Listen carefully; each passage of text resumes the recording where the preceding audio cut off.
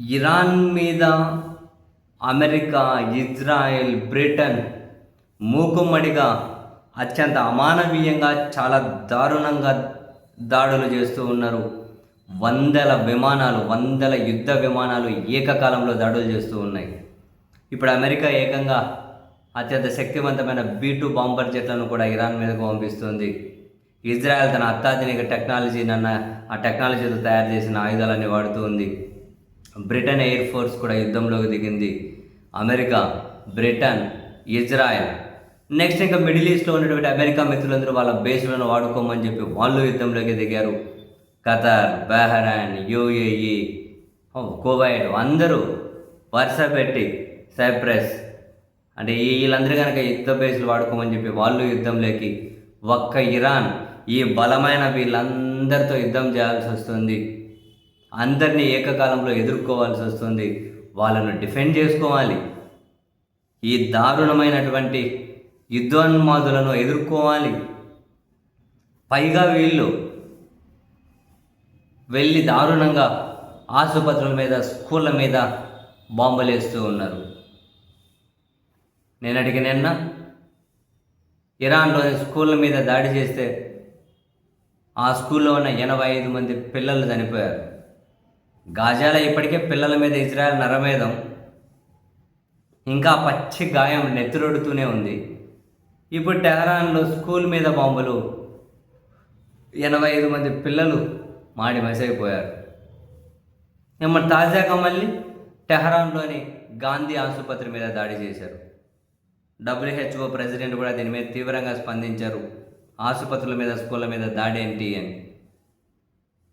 ఇరాన్లోనే అత్యంత పేరెన్నిక కన్న ఆసుపత్రి అది. ఆసుపత్రి కమ్ హోటల్ యాక్చువల్గా.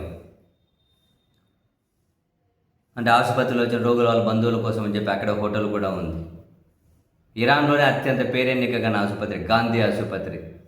గాంధీ విలువలు, నీతి, అహింస,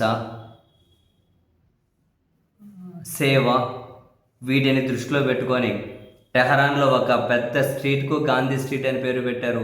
ఈ పెద్ద ఆసుపత్రికి కూడా గాంధీ ఆసుపత్రి అనే పేరు పెట్టారు. ఆసుపత్రి మీద ఈ యుద్ధ విమానాలు దారుణంగా బాంబులు వేసేసాయి. పరిస్థితి చాలా భీతావహకంగా ఉంది అక్కడ. WHO ప్రెసిడెంట్ కూడా తీవ్రంగా స్పందించారు. ఎవరు స్పందించి ఏం చేసేది ఉంది?